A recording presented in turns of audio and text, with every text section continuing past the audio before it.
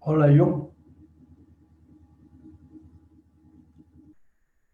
Hola, John.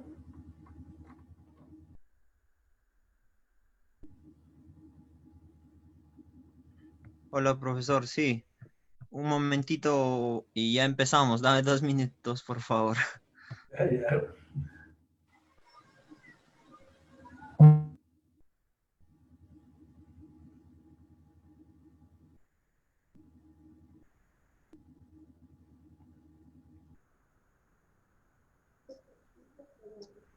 Hola, profesor. Sí, un momento. Adelante, John. Empezamos. Dame 2 minutos, por favor. Ya iniciamos.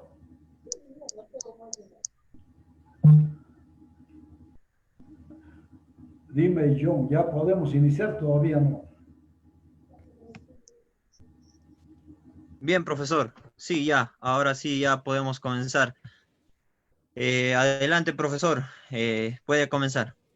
Buenas noches con todos los audientes y videntes.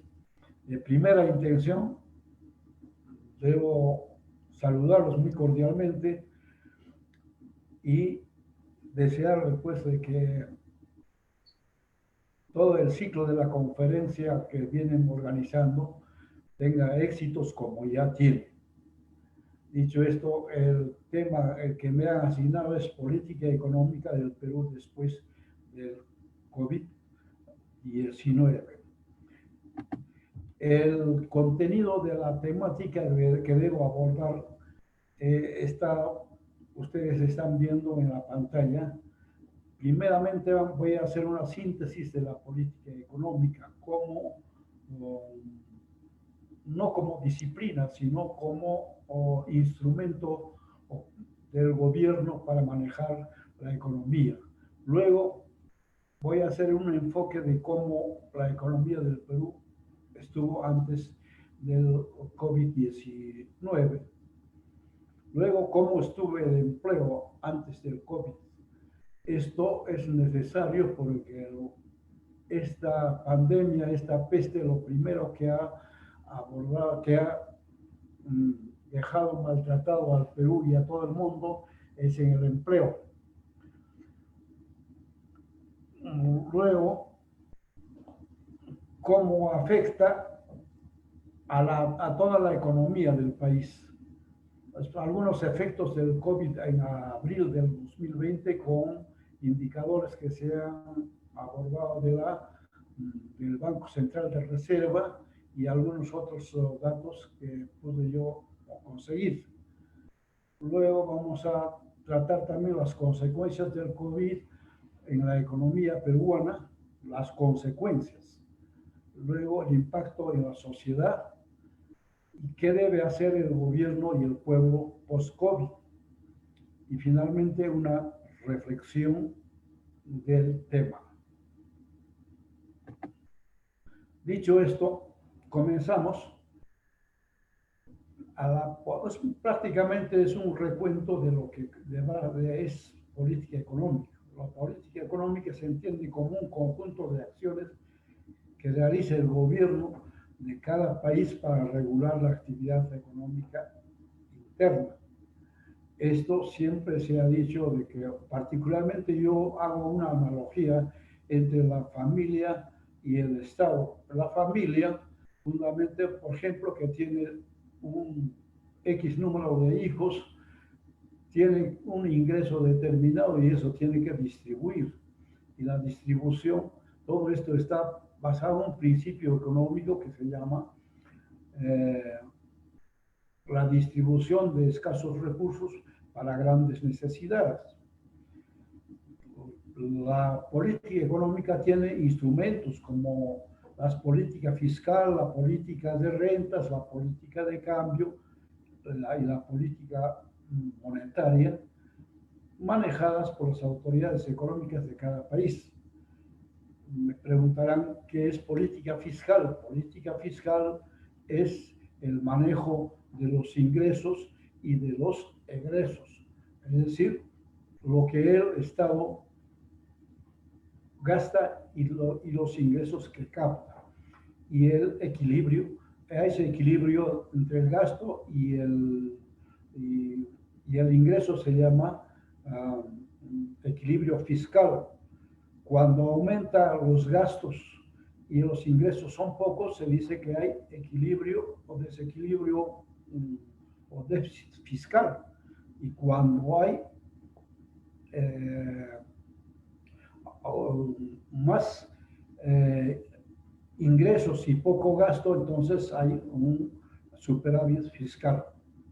En cuanto a la política de rentas, es los ingresos que el Estado obtiene, tiene que normarlo vía impuestos, vía venta de los servicios que produce, los bienes que tiene el Estado. Entonces, eso es la política de rentas. Y la política monetaria es prácticamente la cantidad de dinero circulante efectivo que circula en el país. Eso quiere decir, hasta un céntimo o 20 o 10 céntimos que tenemos en el bolsillo, el Banco Central de Reserva lo controla, la cantidad de monedas y de efectivos circulantes y también todo lo que corresponde a él. Esto es en cuanto a los instrumentos de política económica. En cuanto a los objetivos de la política económica, ya saben ustedes, el objetivo es el crecimiento económico, la justicia social, estabilidad del nivel de precios, empleo, equilibrio externo y protección de recursos. Esos son los objetivos fundamentales de toda política económica. Un poco, ¿de qué trata el crecimiento? El crecimiento económico es el incremento de la producción de todo el país. Se mide con un indicador que ustedes conocen que se llama el Producto Bruto Interno. Entonces, esto sube y baja. Cuando la economía está en bonanza, sube, y cuando la economía está en crisis, baja. La justicia social es que el crecimiento económico debiera beneficiar a toda la sociedad en su conjunto. Entonces, estaríamos hablando de desarrollo. El otro objetivo es la estabilidad del nivel de precios. Eso significa de que los precios no deben subir, no debe haber desequilibrios. Si es que hay aumento de precios y poco la demanda es poco, hay una crisis de oferta y la crisis de demanda. Entonces, en el Perú, esto ha sido muy riguroso desde el primer periodo, desde el colapso que ha tenido el primer periodo de Alan García, donde hubo una hiperinflación de más o menos más del 7000%. Esto sería la estabilidad de precios. Y el otro componente, el otro objetivo es el empleo.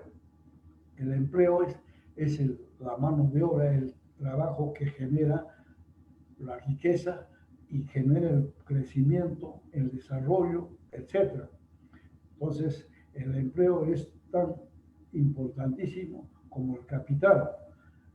Luego, el equilibrio externo, la balanza de pagos, de que entre nuestros ingresos por importaciones y los egresos por exportaciones deben haber un equilibrio, debe haber igualdad. Y finalmente el otro objetivo es protección de los recursos. ¿Qué significa esto? Significa de que los recursos deben garantizar de que las futuras generaciones puedan tener los mismos beneficios que las que tienen las anteriores generaciones. Entonces, esos son los objetivos de la política económica. Las categorías que participan de la política económica son cuatro. Fundamentalmente, el poder de decisión, las prácticas o mecanismos de decisión y los propósitos de la decisión, y finalmente de los destinatarios de las decisiones. ¿Qué significa? De que el poder de decisión en la política económica está personificado por el poder ejecutivo y el legislativo. Todo aquello que hace cumplir las disposiciones para que la política económica funcione. Las prácticas o mecanismos de decisión son las leyes, las normas, los reglamentos. La constitución política del Estado es la matriz de todas las leyes. Entonces, a partir de ello, comienza a emerger leyes, decretos, etc. Los propósitos de las decisiones es cuál es el objetivo de la política económica, qué necesidades va a solucionar. A eso se refiere. Y el destinatario de las decisiones es la población. Por ejemplo, cuando nosotros pensamos en elevar el nivel de pobreza, es que tenemos que mejorar los ingresos de los trabajadores. Entonces, esto sería una síntesis de la política económica.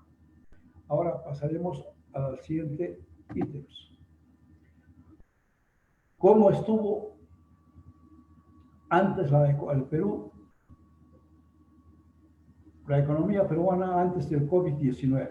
Primeramente, como se trata de política económica, tenemos que ser muy estrictos. El Producto Bruto Interno del país subió el año 2019 a 3.7%. Quiere decir que el crecimiento económico había sido prudente. El déficit bajó. Les decía de que el déficit fiscal, cuando sube, se gasta bastante y los ingresos son pocos. Entonces, cuando el déficit fiscal es cero, quiere decir de que los ingresos fiscales y los egresos son iguales. En este caso, el año 2019 era el 1.6%, no era malo. Las reservas internacionales netas en marzo del 2020 ascendieron a 30% del PBI. Es el único indicador que actualmente se mantiene en su nivel. Está más o menos por los 230.000 millones de dólares. Esto, las reservas internacionales netas, hace de que el país tenga garantía en el entorno internacional.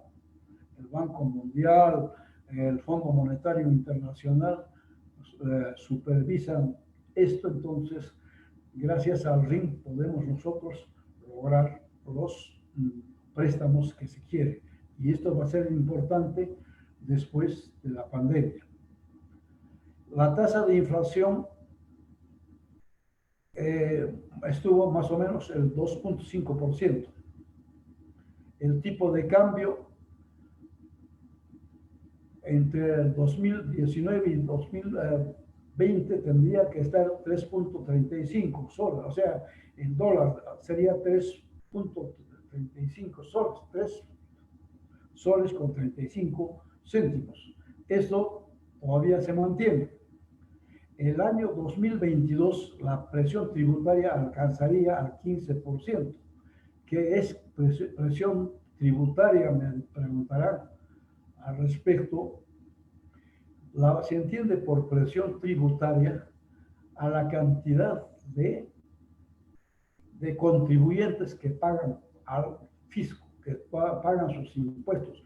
Cuando hay evasión tributaria,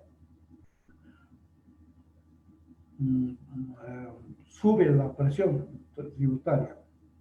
O sea, para el 22 se había programado 15.5% del Producto Bruto Interno. Probablemente esto tenga que bajar después del COVID, después de esta pandemia. Para alcanzar el crecimiento económico se proyectaba que el MEF con el marco macroeconómico multianual, que conocen bastante los que ya estudiaron política económica, ellos previeron de que la inversión privada tendría que subir a 7.2% en 2019. Y esto se logró, ¿por qué? Porque se ha dado mayor énfasis, el Estado ha dado mayores libertades y mayores beneficios a la inversión privada nacional e internacional. ¿Cómo estuvo el empleo antes del COVID? Es un tema que es importantísimo analizar, porque el empleo, saben ustedes de que después del el virus ha afectado bastante al sistema productivo nacional y el empleo es el que dinamiza la producción. Como esto es así, aún así, 11 millones y medio de trabajadores, el 74% de la PEA, continuaba en la informalidad, con bajos salarios y sin acceso a los beneficios sociales. Eso no era tan grave, pero sin embargo, esto va a cambiar más adelante, veremos eso. El 60% de la economía operaba en la informalidad, ya que habían trabas burocráticas del propio Estado para formalizar la economía. La deuda interna y externa privada en dólares de las empresas y personas llegaron al 32% del Producto Bruto Interno. Eso ¿qué significa? De que el Estado tenía una deuda para pagar a las financieras internacionales y como a la deuda interna. La deuda interna es aquello que el Estado debe a los ciudadanos al interior del país. Debido a los conflictos sociales, la inversión privada y pública bajaron en 5 y 9% respectivamente, o sea, 5.7% la inversión privada y 9% la inversión pública.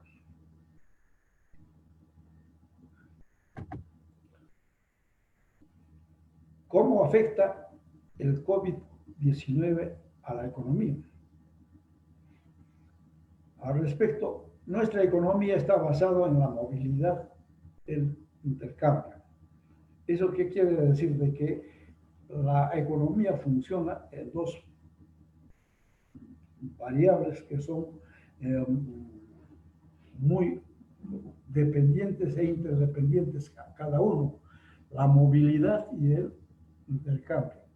La movilidad, las dos, el binomio este ha sido afectado porque de un día a otro nos han dicho que todos quietos y parados. Eso quiere decir de que la economía se ha paralizado totalmente.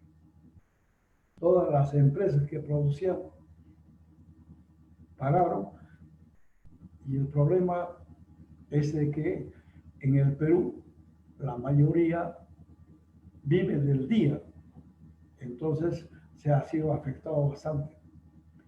El COVID-19 ha reconfigurado masivamente las fronteras del cuerpo humano, límites de naciones y las referencias de concebir el tiempo. Esto se entiende así, de que no solo las fronteras de los países sea cerrado, sino también la frontera entre persona a persona. Entonces, ha habido un cambio totalmente de las acciones económicas y de las acciones personales. Total, se trasluce en lo que antes, ya habíamos en el parágrafo anterior indicábamos, todos parados y quietos. El otro asunto es cómo afecta a la economía y sobre todo a la población. Las grandes empresas desde luego pueden aguantar. A ellos mucho no les afecta porque en el tiempo ellos han acumulado la riqueza. Entonces, no, en nada les afecta o en poco les afecta a las empresas la pandemia o la peste. Pero lo que sí afecta es a la población del pueblo, dentro de ellos a las pequeñas y medianas empresas. De acuerdo a un estudio que se ha hecho, un economista en Estados Unidos lo hicieron, se sabe que las pymes pueden sobrevivir apenas parados entre 15 a 43 días y la mayoría peruana vive del día. Entonces, imagínense cuál es el impacto que hay en toda esta pandemia a la economía del país y a la economía popular. Pero la gran pregunta que nos hacemos después de esta paralización, ¿cuántos de ellos volverán en las mismas condiciones en las que estaban? Es una pregunta que ustedes y todos tienen que hacerse, porque si bien es cierto, para todos quietos y parados, las empresas, de acuerdo a sus intereses, pueden modificar las relaciones de producción, primero, o a incorporar una tecnología muy avanzada, como en Estados Unidos ya se está sustituyendo la mano de obra viva con la mano de obra mecánica, o sea, los robots. Entonces, desde luego en el Perú, pueda que algunas empresas puedan ya aplicar estos factores.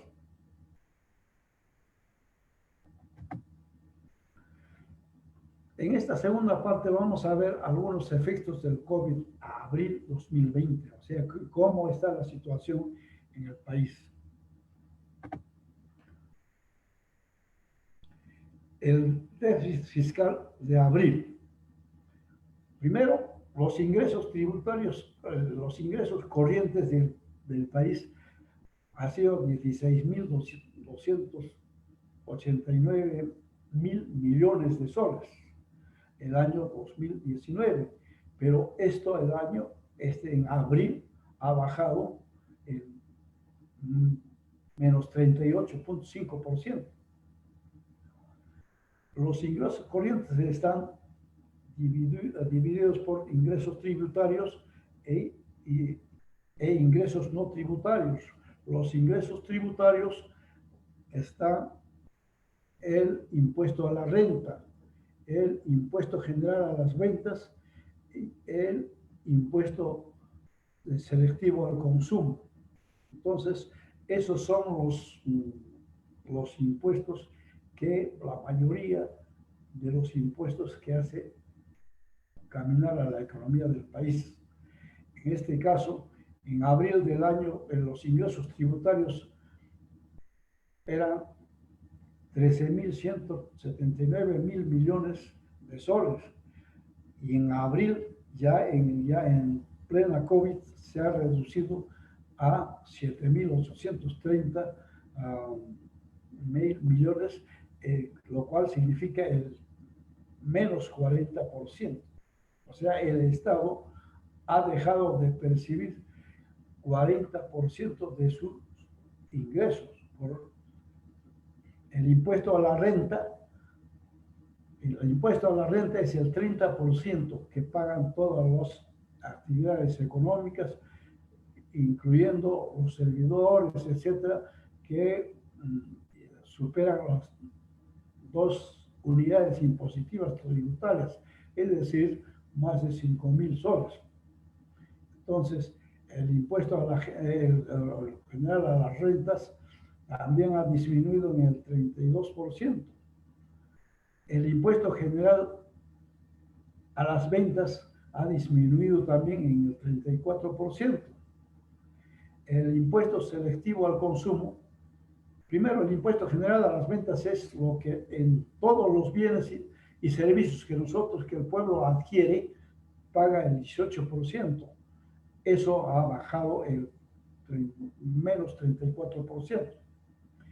El impuesto selectivo al consumo es el impuesto que el Estado ha grabado a todas las, al escalón superior o que tienen mayores ingresos la población.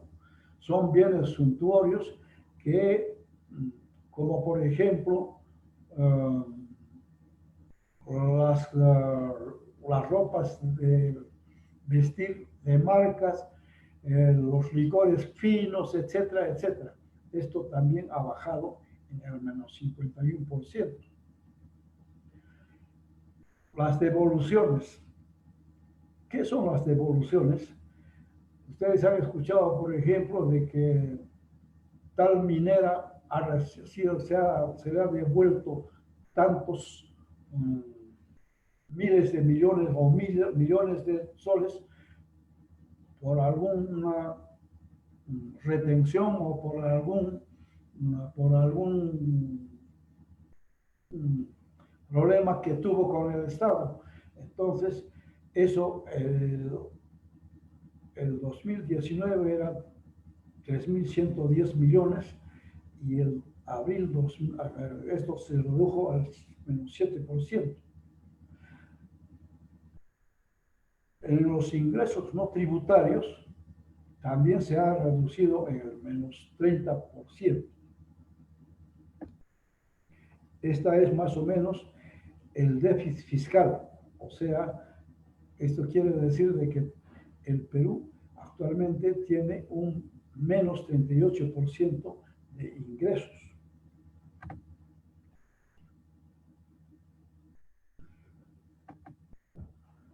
Gastos no financieros.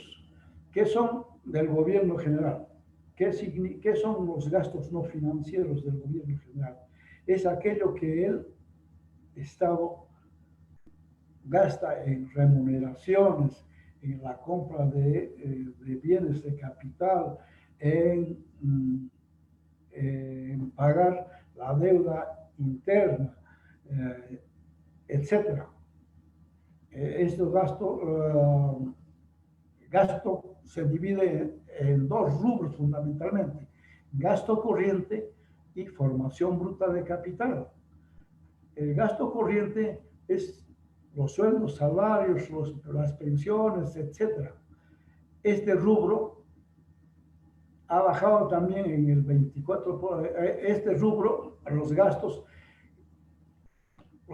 casi se han equiparado y ha sido superior. ¿Por qué? Porque el Estado tiene que seguir pagando, con pandemia o sin pandemia, porque son gastos corrientes que ya están presupuestados, son para los empleados. Entonces, esto no ha bajado.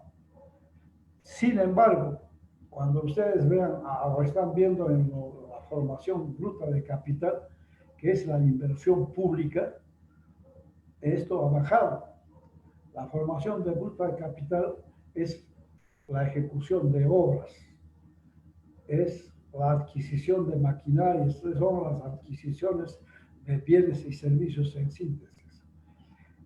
El gobierno nacional tenía previsto comprar en 648.000 millones de soles, o gastó en abril de 2019, y en abril 2020 apenas gastó 358.000 millones, lo cual significa menos 44%, o casi 45%. Eso quiere decir de que el Estado, justo antes de que empezaba a gastar en formación de capital, vino la pandemia y se bajó en el menos 69%, y en el gobierno nacional, o sea, el gobierno nacional se entiende a todo lo que es los sectores públicos, ¿me entienden?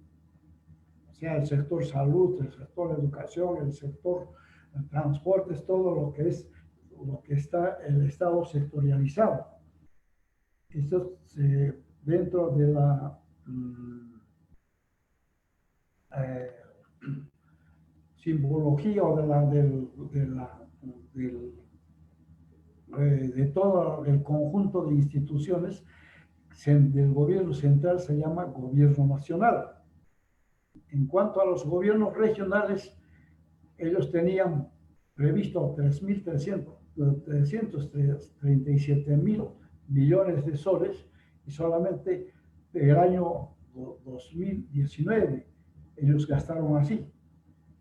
El año 2020, justo preciso, o con precisión, cuando vino la pandemia, apenas habían gastado 140 mil millones, lo que significa una reducción del 58%. Los gobiernos locales, que el año próximo pasado, en abril, habían invertido 1.391, en abril del mismo año apenas habían gastado 230 mil millones, lo que significa una reducción del 83%. Otros gastos de capital, lo propio, se ha reducido a menos 3%.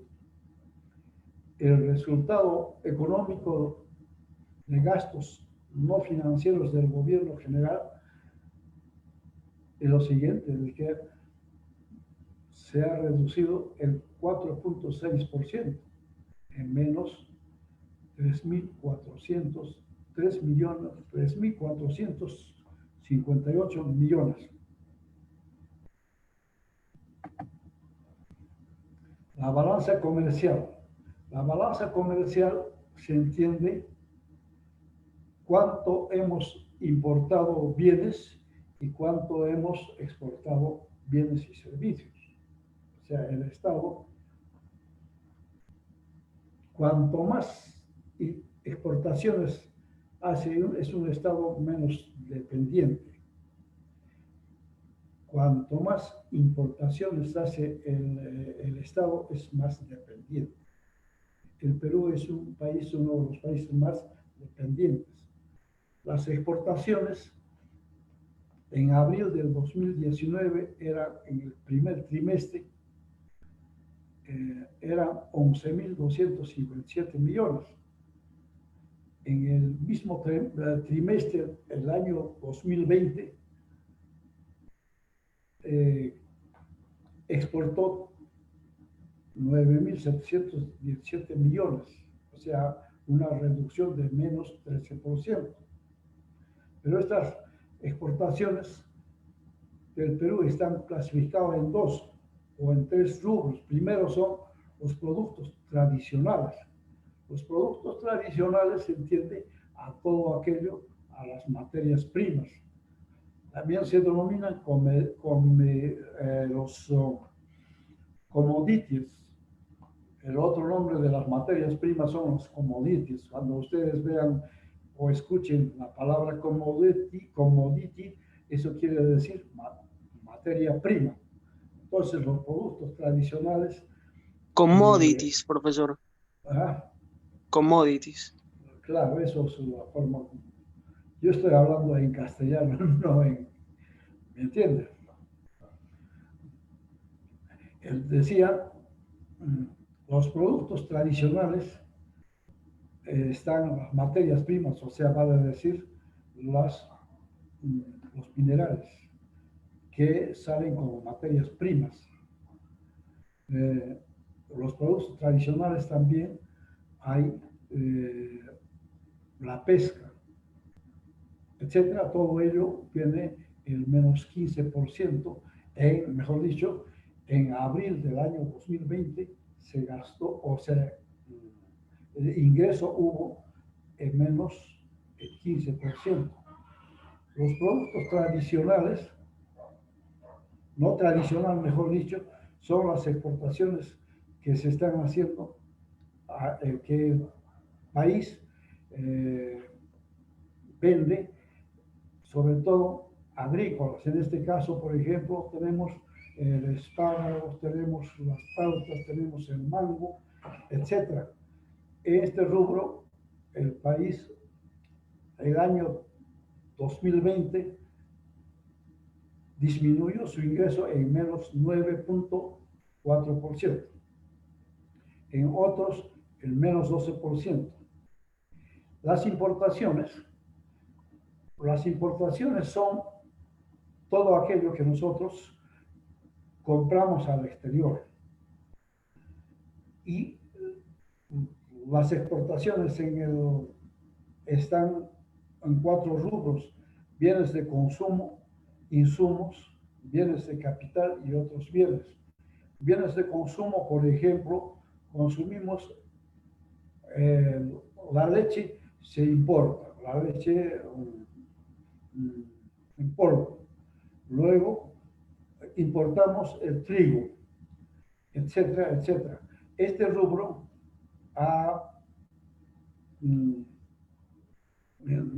se ha reducido también en el menos 6.7%. En cuanto a los insumos para la industria, también se ha reducido en 9.7%, 9.1%. Bienes de capital se entiende por todos aquellos bienes que forman capital, es decir, la maquinaria, sobre todo maquinaria y bienes que generan riqueza, que generan capital. Bienes de capital también se ha reducido en menos 1.5%. Otros bienes se ha reducido el año 2020 en el menos 21%. Entonces, en síntesis, en la balanza de pagos, en la balanza de comercial, hemos tenido un déficit de la balanza comercial porque hemos importado más, exportado más.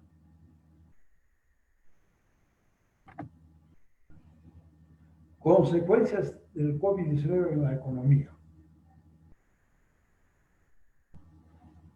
Las consecuencias por sectores. Primero, el sector agricultura, pesca y minería, que ocupan el 25.9% de la PEA, tendrían una caída de menos 10%. ¿Eso qué significa? Significa de que el empleo se reduciría en ese sector el menos 10%. La paralización completa del sector turismo, o sea, la tercera fuente de divisas que tiene el país, el turismo, ha paralizado totalmente. El sector comercio, que es el 18% de la PEA, sufriría una reducción del menos 20%. El sector transportes, el sector manufactura, que ocupa el 9% de la PEA, se reduciría en el 15%. El sector transportes y comunicaciones, que ocupa el 8.5% de la PEA, población económicamente activa, contraería el empleo en menos 18%. Hoteles y restaurantes se reduciría en menos 60%. El sector construcción en menos 30%. El sector de enseñanza y educación, que ocupaba el 4.9%, al cual nosotros pertenecemos, está en proceso acelerado de virtualización, y el empleo se reduciría más o menos en el 20%, o sea, habría un descenso de los profesores en todos los niveles, del menos 20%. El sector otros servicios, que incluye electricidad, gas y agua, intermediación financiera, salud, esto se reduciría en el menos 20%. Ese es el panorama triste de la actual realidad económica del país. Estos datos se han logrado de varios estudios, entre ellos de la ESA, de la Católica, etc.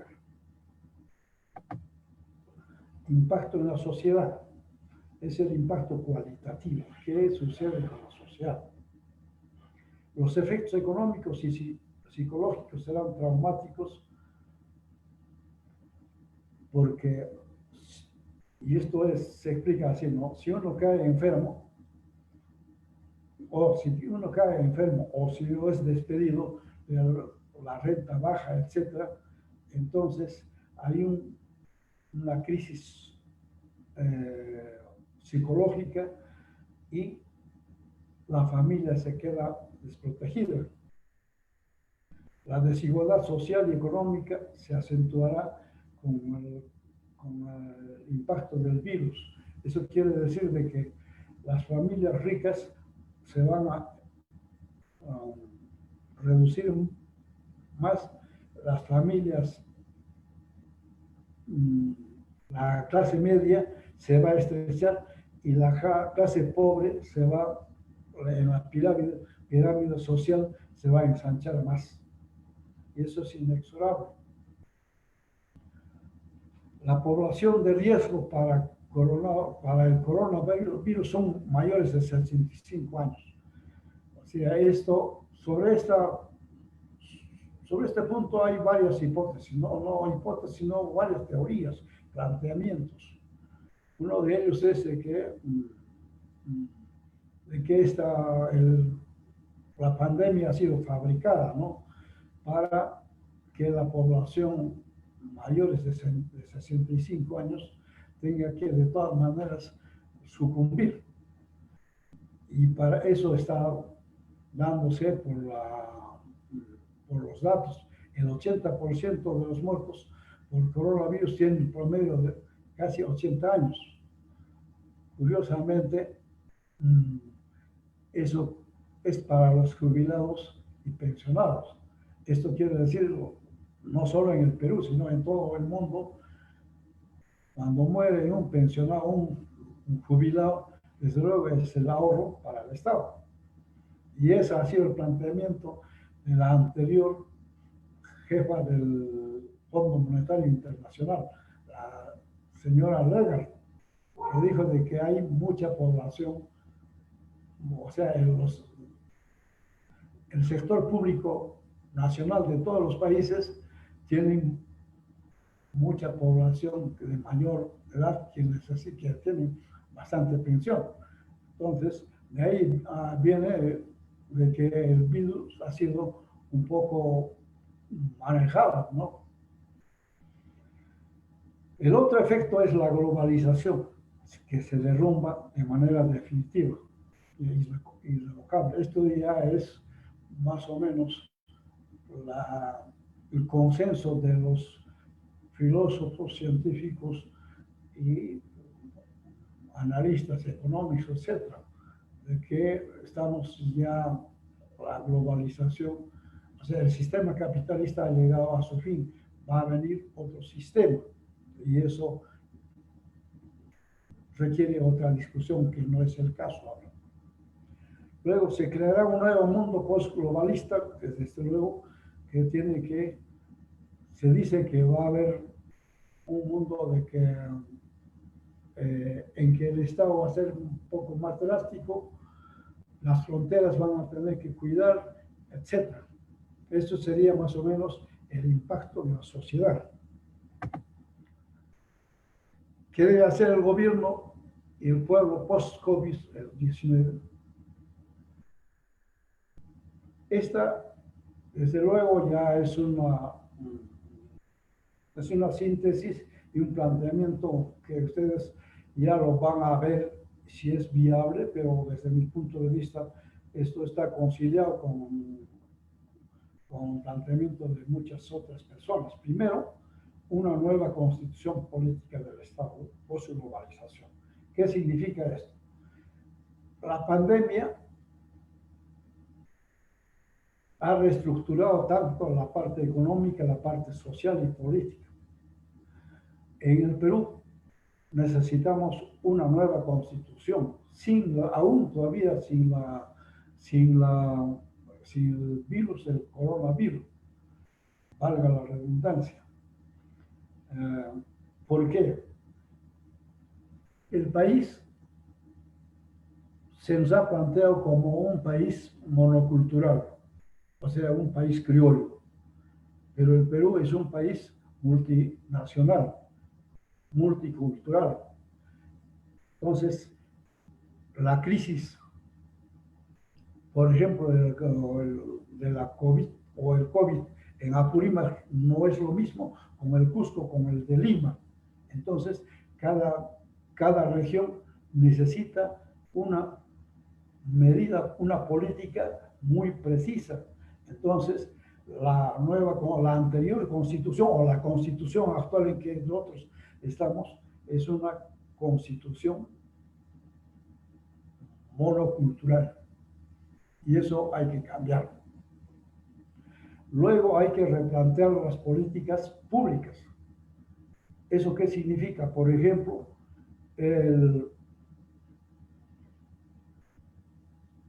nosotros somos un país importador en la política agraria, por ejemplo. Somos un país importador nato de productos agrícolas, como por ejemplo el trigo.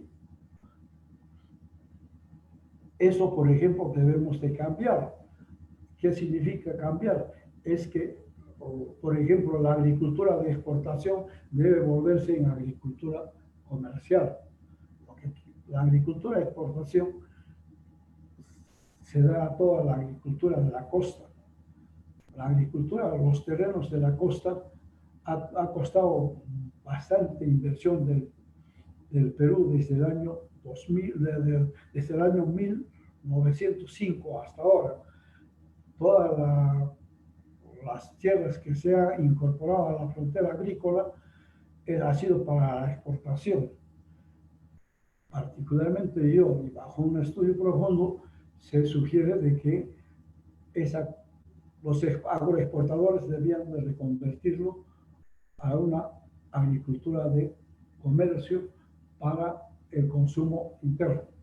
Bueno, el otro punto es debemos aumentar la inversión en nuestros sistemas públicos de salud, educación, vivienda y desarrollar mejores redes de seguridad social y apoyar más los ingresos de todos los que necesitan. ¿Eso qué significa? Miren, este punto es tan importante de que ¿por qué el virus se ha acentuado más o se está acentuando más en el Perú? Es el tercer país latinoamericano que se aproxima más a Brasil en tener mayor impacto del virus.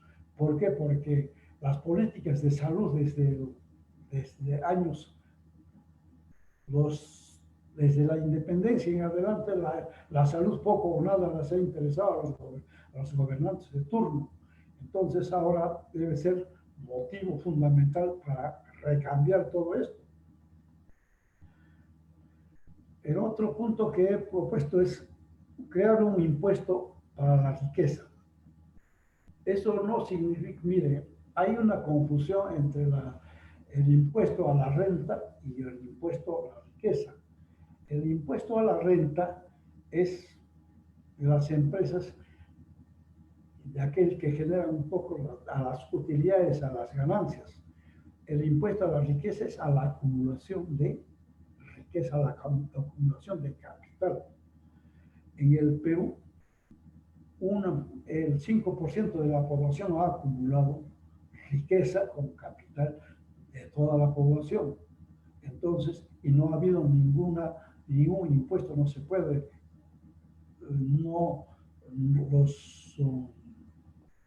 los ricos del Perú evaden pagar sus impuestos de la renta, pero sin embargo en la riqueza de los activos fijos las tienen, o sea, no las pagan. Y aún poco los ricos se van más allá, adquieren bienes y servicios en el exterior y no pagan ni aquí ni allá, o si allá pagan lo mínimo. Entonces, crear el nuevo impuesto para la riqueza tampoco es una novedad que yo estoy poniendo, sino es un consenso en todos los países del mundo es que están planteando de que debe incorporarse ya en el sistema tributario el impuesto a la riqueza. El otro punto es la legitimación del comercio ambulatorio. ¿Qué se entiende por legitimación del comercio ambulatorio? Es que al no permitirse la incorporación de la población económicamente informal a la formalidad, entonces la población ambulatoria tiene un trabajo muy perentorio. Entonces, y eso se está viendo aquí con el COVID. El negocio ambulatorio ha quebrado al cero. Luego, debemos bregar por mayor transparencia en la información tributaria y mejores sistemas de registración societaria. ¿Eso qué significa? Es que la tributación en el Perú no es transparente.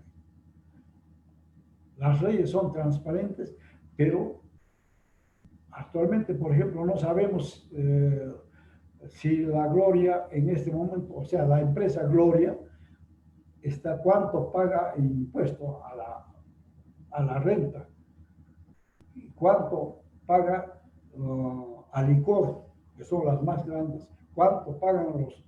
Entonces, debería ser transparente. Y es más, las empresas no registran todos sus ingresos. Hay evasión en cuanto a la calidad, mejor dicho, a la cantidad de recursos, de riqueza que ellos generan. Finalmente, la criminalización de la evasión tributaria y contrabando. Eso es importantísimo porque la evasión tributaria debería de ser castigarse con penas severas, igual el contrabando, porque afectan al erario nacional. Finalmente, permítanme leer esta reflexión. Distinguidos amigos, no sin antes agradecer a todos ustedes, particularmente a los miembros del Centro Federado de Estudiantes de la Escuela Académica Profesional de Ciencia Política y Gobernabilidad de la UNAM, representado por John Andrade Pareja, quienes acorde a los adelantos de la TIC, ha hecho posible este evento que prácticamente ha internacionalizado a la Universidad de la UNAM. Pero para terminar, déjenme un poquito parafrasear al filósofo y premio Nobel Albert Camus, quien escribió una obra que se llama La Peste. Y hizo una ficción de una peste que se realizó allá en su tierra. Así dice: en el recuerdo de quienes los han vivido, lo terrible de la peste no aparecen como una gran hoguera interminable, sino más bien como un ininterrumpido pisoteo que aplasta todo. Y eso es lo que está sucediendo hasta ahora con este virus. Nadie sabe, por ejemplo, estamos enclaustrados en nuestro hogar pensando de que esto pasará mañana, pasado mañana, etcétera, pero no se sabe cuándo habrá de terminar. Yo les agradezco bastante por vuestra gentil audiencia y evidencia. Les espero. Ahora entraríamos a las preguntas que de repente seguramente tienen bastante ustedes o alguna omisión que tuve que hacer. Gracias. Bien, de esta forma hemos culminado la etapa de la exposición con el expositor Pedro Hernán Portilla Salas. A continuación vamos a pasar a la ronda de preguntas. Si hay alguna inquietud a los que están participando mediante el aplicativo de Zoom, pueden levantar la mano para hacer la pregunta directamente o asimismo también mediante el chat. Y asimismo para las personas que nos están viendo a través de Facebook Live, dejar las preguntas por los comentarios.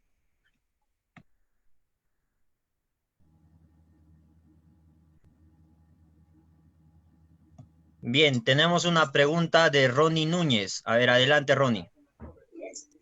Gracias, John. Gracias por la iniciativa de desarrollar este tipo de cursos. Felicitar al profesor Hernán, en realidad es una ponencia magistral. Hemos aprendido, bueno, personalmente yo un montón. Al margen de poder felicitar la iniciativa, me gustaría, profesor, usted como economista e ingeniero también, dar algunas recomendaciones, no solamente para nosotros, futuros politólogos, sino para emprendedores y para quienes se dedican a los microempresarios, los emprendedores, los independientes, las personas que están en el sector del turismo, cómo vamos a poder reactivar la economía del país o por lo menos apoyar que eso sea factible. Entonces, como unas sugerencias desde su perspectiva personal para que podamos tomar en cuenta. Al margen de llevar las clases, creo yo que también es un espacio para poder reflexionar y pues ver puntos y analizar qué es lo que nos espera, ¿no? O sea, cuánto tiempo va a tomarse la cuarentena, qué sería lo objetivo para poder reactivar la economía, para poder intentar sobresalir al margen de esta pandemia. Gracias, profesor Hernán. Gracias, John. Primeramente, permítame saludarte, amigo Hubert, y te agradezco por la pregunta. Primeramente, yo pienso así. El gobierno central debiera apoyar más a las pymes y a los emprendedores que en este momento necesitan. Por ejemplo, se ha dado un financiamiento para todas las empresas, pero en mi exposición indiqué de que un estudio de H. Morgan norteamericana, la empresa norteamericana, indicó de que las microempresas solamente pueden aguantar 15 a 45 días. Entonces, el Estado debiera dar más apoyo a los microempresarios, porque ellos son los que van a cambiar totalmente ahora con la pandemia. O sea, después de la pandemia, ellos van a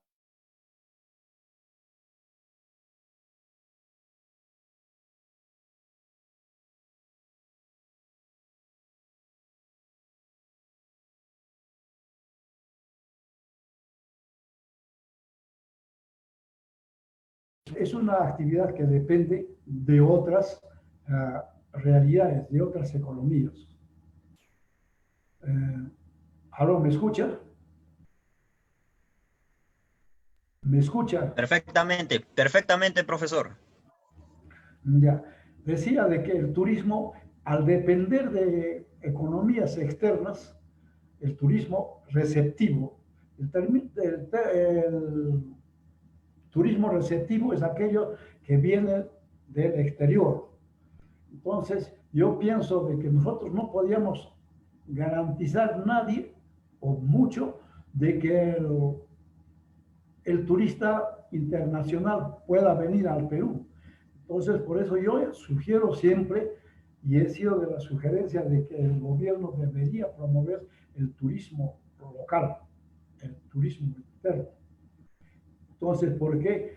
Porque hay menos probabilidad de que la población, o sea, el ahorro interno debía dirigirse a promover este tipo de actividades.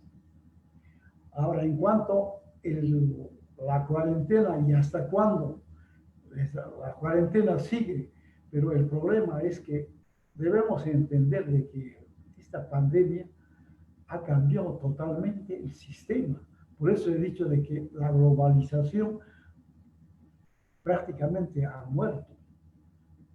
Y la nueva economía lo debemos hacer nosotros. El Estado peruano debe cambiar. Por eso había dicho, por ejemplo, de que los agroexportadores, los que generan los trabajadores de corbata, ahora eso debería expandirse a los trabajadores, a los agricultores nacionales. No sé si en algo, Juber, he respuesto tu inquietud.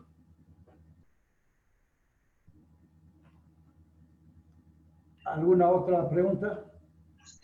Sí, profesor. Lo otro también, bueno, desde mi perspectiva es que futuros politólogos, chicos, puedan tomar consideración, investigar en margen al comercio electrónico, ¿ok? Las famosas e-commerce, el comercio digital, involucrarnos un poco más en eso e ir en la vanguardia. Entonces, hace aproximadamente un mes, más o menos, un poquito más, 2 meses ya creo, un curso en la Pacífico que hablaban sobre las e-commerce y sobre las inversiones en startups, ¿no? Entonces, siempre también tomar en cuenta la idea de que nosotros podemos plantear soluciones a, a problemas que básicamente paralizan al mundo mediante la Internet. Entonces, siempre considerarlo y estar como que investigando un poquito y vamos nutriendo, vamos manteniéndonos al margen, porque en medio de tanta crisis existen muchas oportunidades. Eso es todo, profesor Hernán. Un abrazo, cuídese mucho. Saludos. Gracias, Juber. Mire, buena idea, ¿no? Desde luego me olvidaba esto, el COVID-19 ha modificado tanto y ha digitalizado al mundo. Tal es el caso ahora, por ejemplo, esta videoconferencia es parte ya de la tecnología de información y comunicación que en el país estuvo atrasado. Entonces, en adelante, según los expertos indican de que el, el mundo se va a digitalizar y probablemente eso va a ser uno de los avances más importantes que va a empujar a desarrollar a los países del mundo.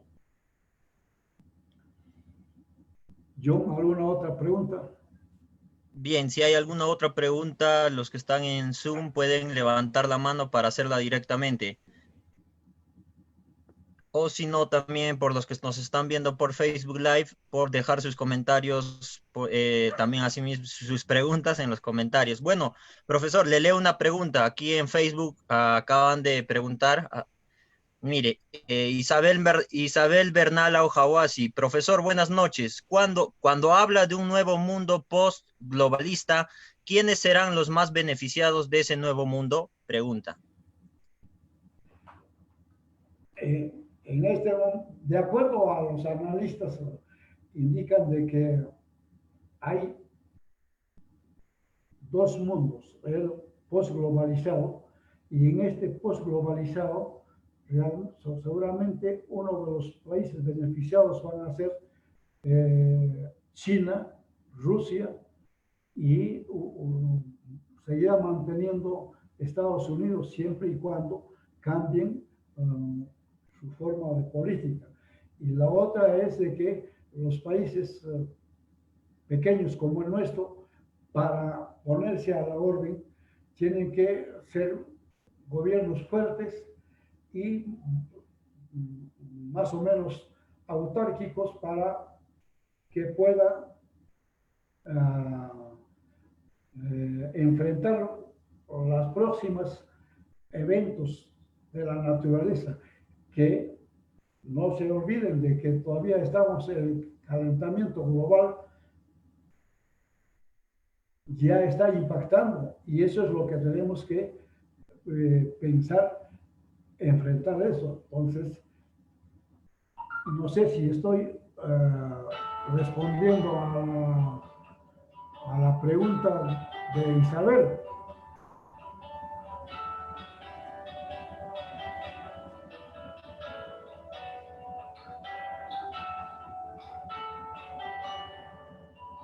Bien, si hay alguna otra pregunta, les recomiendo por favor levantar la mano o también dejarlo por el chat de Zoom.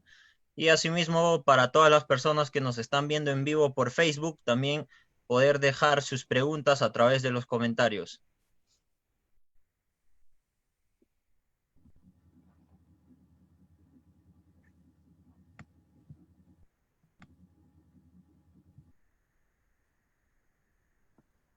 Bien, profesor, aquí hay una pregunta por Facebook de Karina Cárdenas. Profesor Hernán, buenas noches. Un gusto siempre escucharlo. Mi pregunta es la siguiente. Respecto al comercio ambulatorio, el mundo post-COVID nos enseñará nuevas formas de convivir. ¿Cuáles serían los mecanismos concretos para legitimar al sector informal?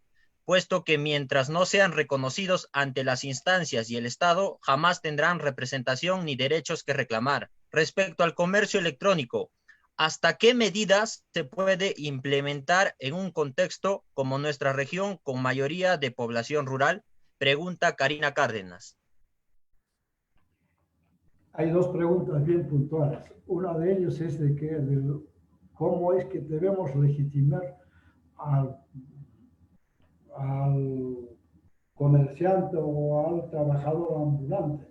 Desde luego, para eso ya hay varias alternativas.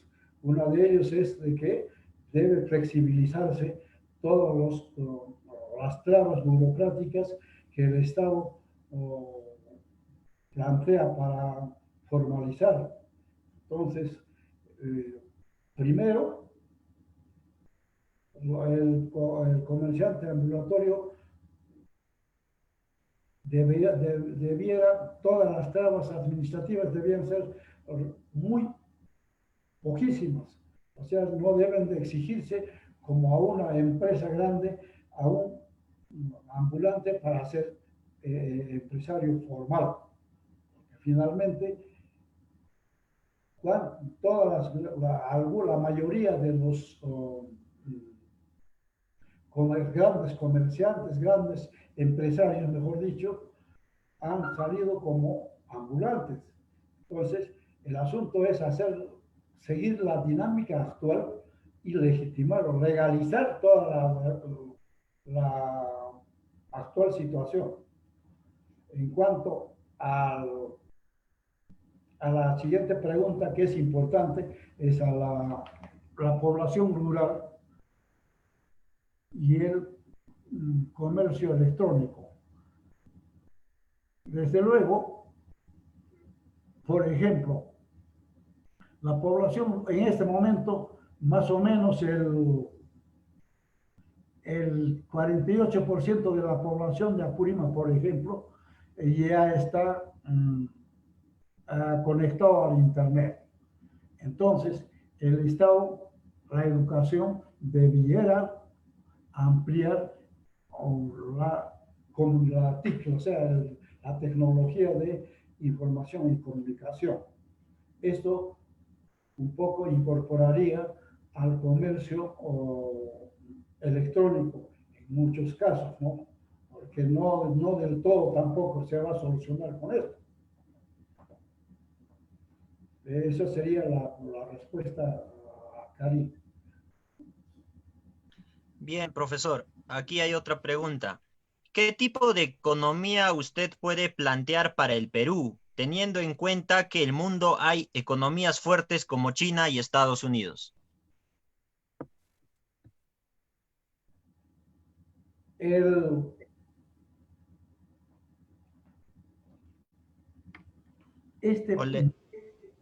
Esta pandemia que nos ha traído nos debe plantear cambios radicales. Para mí, por ejemplo, necesitamos una economía más autárquica en la producción, ¿no? Pero no, entonces debemos desarrollar primero la estructura interna del país. La estructura productiva interna debe de cohesionarse y una vez cohesionada, cuando nuestra estructura interna está a nivel bien desarrollada, entonces salir al exterior, como lo que ha hecho, por ejemplo, los países Corea del Norte, Corea del Sur y Vietnam, porque ellos son países que primero han trabajado internamente casi una economía autárquica y recién cuando la estructura interna del país, económica interna, ya está como para competir con los vecinos, recién soltaron las fronteras. Eso sería la respuesta. Bien, si hay alguna otra pregunta por parte de los participantes de la reunión, hacerlo saber mediante el chat o asimismo levantando la mano para poder accederle al micrófono para que haga la pregunta directamente. A los que nos están viendo por Facebook, reiterarle y hacer las preguntas mediante los comentarios. Aquí hay otra pregunta, profesor.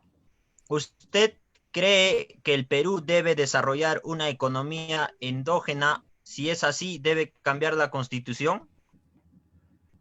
Sí, eso es lo que estoy proponiendo como conclusión de esta exposición. Porque, ¿qué es lo que está sucediendo? En este momento somos el patio trasero de todas las economías desarrolladas. Entonces, lo que yo planteo es precisamente eso. Y hay que cambiar la Constitución. Es la Constitución política en función a la realidad. Hemos dicho de que, o nos han dicho, ¿no? Nos han planteado de que el país es una nación, pero no es, en el fondo no es una nación, es una multinación o es una plurinación. Hay, por ejemplo, somos chancas, los quechuas, los del Collao, los joyas, etcétera. Entonces, en el Perú conjugan varias naciones y para acá, entonces no se nos puede hacer creer de que somos una unidad, no somos un país monocultural, ni somos un país de una percepción mono.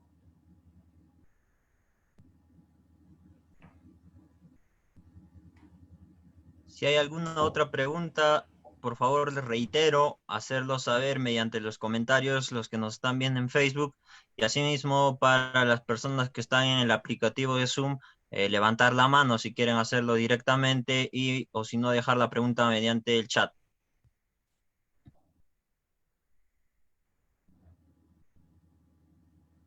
Aquí hay una pregunta, profesor, de Denis Franz Mesa González. Buenas noches, profesor.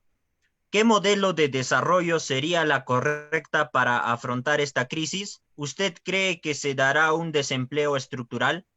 Pregunta Denis Franz. Bueno, para Denis un saludo. Efectivamente, esto es una crisis de empleo estructural. Esto es lo que habíamos hablado en el curso de política económica, en el curso de política económica, lo estamos viendo. Esto es una crisis estructural de empleo. Entonces, lo que tenemos que aquí es, el Estado tiene que cambiar totalmente su forma de plan. Por ejemplo, habíamos pensado, por ejemplo, la minería no genera mano de obra. ¿Por qué? Porque lo han sustituido con maquinaria. La minería es una actividad que genera más capital que empleo. Entonces, está en manos del Estado cambiar la ley de minería y decir, bueno, señores, en vez de un gigante, de una gigante motor excavadora, tenemos que incorporar más gente, más mano de obra local, más mano de obra del país. Eso es lo que se debe hacer.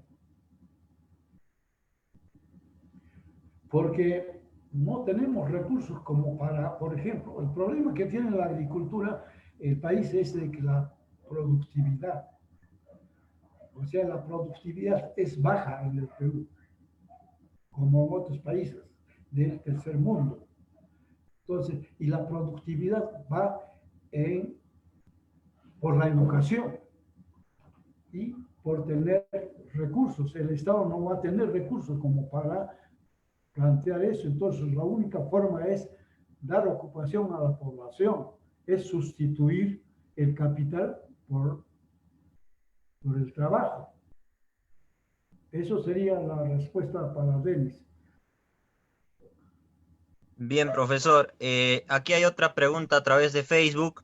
Lo siguiente, ¿usted cree que el federalismo sería lo mejor para nuestro país?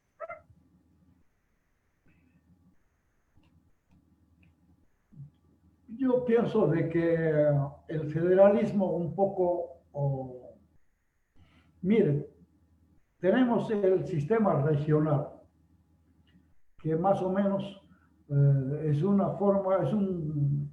forma de mantener la centralidad. Lo que hay que hacer, lo que desde mi punto de vista, es darle mayor autonomía a los gobiernos regionales. Darle mayor autonomía a los gobiernos regionales quiere decir, hay que darle las potestades. ¿Por qué tiene que, por ejemplo, en educación? El Ministerio de Educación tiene que, lo único que hace el gobierno regional es pagarle a los profesores, pero la currícula, todo ello lo dictan desde Lima, igual en el Ministerio de Salud, igual el Ministerio de Transportes. Entonces, yo pienso que hay que reforzar el regionalismo más bien. Esa sería la respuesta,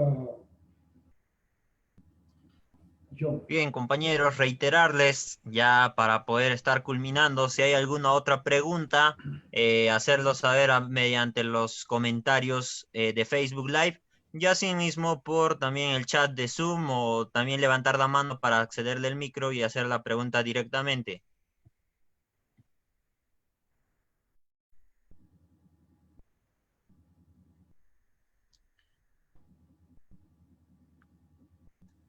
Bien, profesor, creo que ya hemos culminado la ronda de preguntas, ¿o no? Aquí hay otra pregunta, profesor. A través de Facebook pregunta Benjamín Guaripata Tello. ¿Es posible que después de esta pandemia el Estado peruano tome medidas drásticas ante el monopolio que en esta ocasión se hizo ver en el alza de los medicamentos? Bueno, yo soy ecléctico en eso, porque desde luego el gobierno tiene que pensar eh, en las presiones del capital. Entonces, otro tipo de gobierno sí lo podría tomar, porque es necesario un cambio constitucional, porque miren lo que ha pasado ahora, el monopolio en plena pandemia. Entonces, yo soy ecléctico o escéptico porque no creo de que debiera ser la solución esa al planteamiento del señor, pero no creo que se produzca esto. Si no hay un cambio constitucional, difícil va a ser esto. Bien, profesor. Aquí hay otra pregunta de David Jopa. Un gusto escucharlo, profesor. Saludos. Frente a la emigración durante esta disposición transitoria, ¿qué actividades productivas debemos eficientizar? Pregunta David Jopa. Bueno, la agricultura, porque es la agricultura el que tenemos recursos y tenemos, es nuestra prácticamente en Apurímac. la agricultura. Esa es la Bien, respuesta. profesor. Aquí hay otra pregunta de Daisy Quito. Buenas noches, profesor Hernán. ¿Qué capacidad económica tienen realmente los países de América Latina para hacer frente a la epidemia de COVID-19? Eso, mire, en este momento todavía no sabemos cuántos van a, en cada país, cuántos van a fallecer. Actualmente, por lo que he puesto los números que son estimaciones, no son estimaciones hasta el mes de eh, abril. No sabemos exactamente cuánto va a tardar durar esta pandemia y para hacer el balance económico de cada país. Entonces, desde luego, los países grandes como Estados Unidos, Brasil, ellos tienen la capacidad de responder como están respondiendo. El Perú es un país que ha respondido bien y está respondiendo. Y probablemente la situación, las intenciones y las acciones que se ejecuten van a ser buenas, pero no del todo van a solucionar.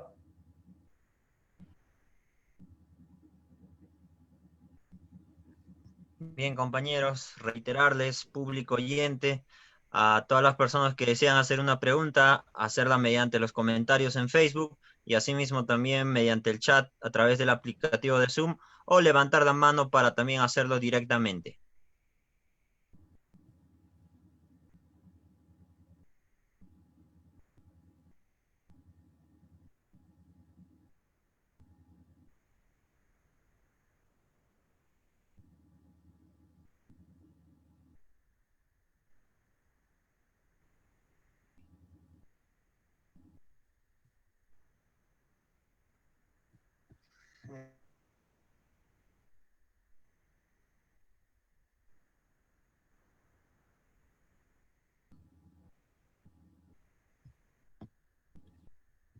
Bien, profesor, aquí hay otra pregunta. Déjame leerle. Ya, de Jessy Terci Vargas. Pregunta, buenas noches, profesor Hernán. ¿Hasta qué punto cree usted que colapse económicamente el país con las consecuencias de la pandemia COVID-19? No, los que, lo que queda del país no va a colapsar un poco como, pero sin embargo va a cambiar totalmente el país. No va a haber un colapso un poco apocalíptico, desde luego, ¿no? Entonces, para que esto no suceda, es que el Estado va a tener que cambiar sus políticas nacionales. Esa es la solución, porque si no, sí puede colapsar.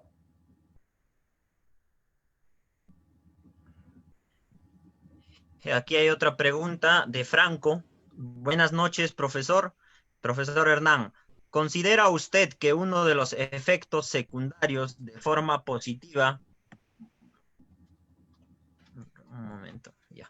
¿Considera usted que uno de los efectos secundarios de la forma positiva del COVID-19 sería el renacimiento del campesino al campo, desfragmentando y o quitando el poder del centralismo, bancos, etcétera?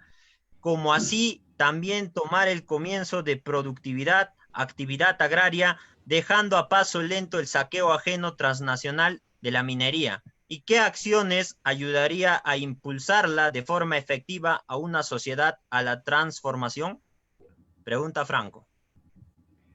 La respuesta para esto es de que una de las salidas que tenemos es de darle mayor dinamicidad a la agricultura. A la agricultura, por ejemplo, a la agricultura de autoconsumo y a la agricultura comercial. Es decir, de que la agricultura de autoconsumo pueda transformarse en agricultura comercial. Porque los recursos tenemos, es el único recurso que tenemos. Ahora, en cuanto a la minería, la minería, vuelvo a repetir, es de que debe de reconvertir, o sea, en vez de ser generadora de capital, debe ser generadora de mano de obra, de trabajo. Es sustituir las grandes maquinarias por la mano de obra desocupada que tenemos. Esas serían las dos respuestas que doy. Ahora, en cuanto a, como efecto positivo de la pandemia, es de que nos está haciendo ver lo que no hemos visto en generaciones. Ver de que nuestros recursos están en los lugares, en la agricultura. Bien, profesor. Aquí hay otra pregunta de Yulisa Isabel. Profesor, ¿usted cree que el turismo es el factor económico más importante para la estabilidad económica pasada la pandemia? O en todo caso, ¿en qué porcentaje aportaría a la economía del Perú? Saludos, profesor Hernán. Mira, para Yulisa, no, lo siguiente. Ya lo he dicho ya en mi exposición de que el turismo no es una alternativa primordial para el país.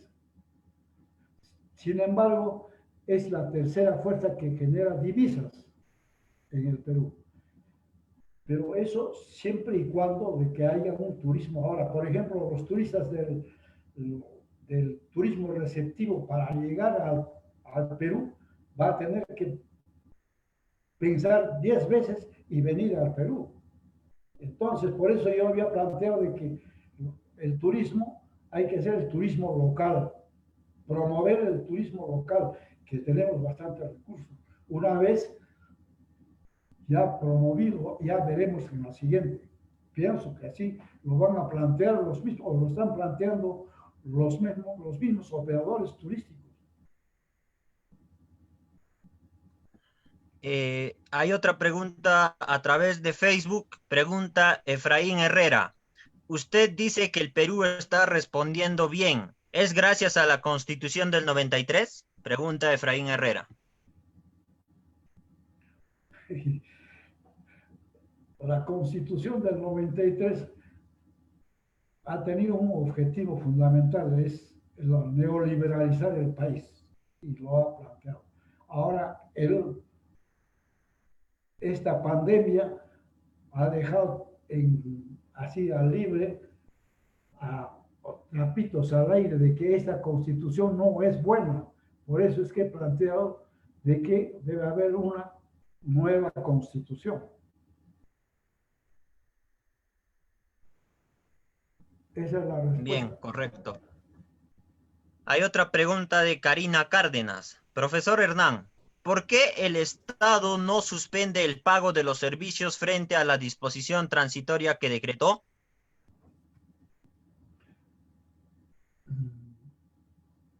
No lo he entendido. ¿De qué disposición transitoria es? Porque, ¿de qué ley es la disposición transitoria? La pregunta está así escrita, profesor, le reitero.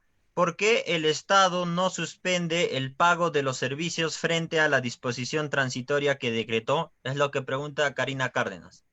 Bueno, y ahora podemos un poco pensar lo que pregunta la señorita en el siguiente sentido, de que, desde luego, hay varios servicios que debieran de, por ejemplo, el servicio telefónico, o sea, los servicios de agua, etcétera, ¿no? Entonces, esto debiera ser una política de auxilio económico para las poblaciones menos favorecidas de la urbe, sobre todo. La electricidad, etcétera. Debe haber una forma de cómo aliviar la economía de la población más vulnerable del país. Creo que sería necesario esa decisión.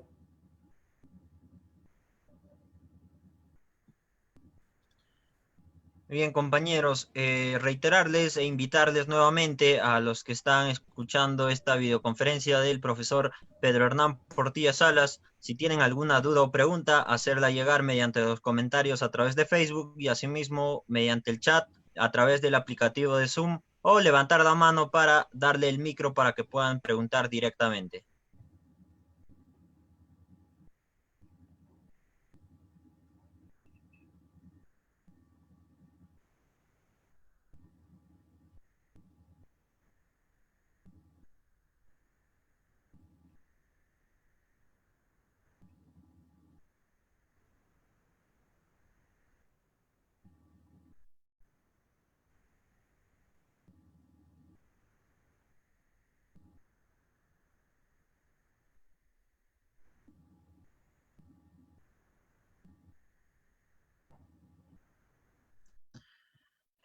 Al parecer, profesor, ya no hay más preguntas. Creo que ya han sido saldadas todas las preguntas correspondientes. Entonces estaríamos ya pasando a la parte final de esta videoconferencia que el día de hoy hemos realizado. Las palabras finales, profesor Hernán. Primera intención, yo debo agradeceros a vuestra generosidad a todos los estudiantes y a los que trabajan con vosotros por hacer posible de que también nos estemos actualizando, nos estamos acercándonos virtualmente en todo en el análisis de la problemática nacional.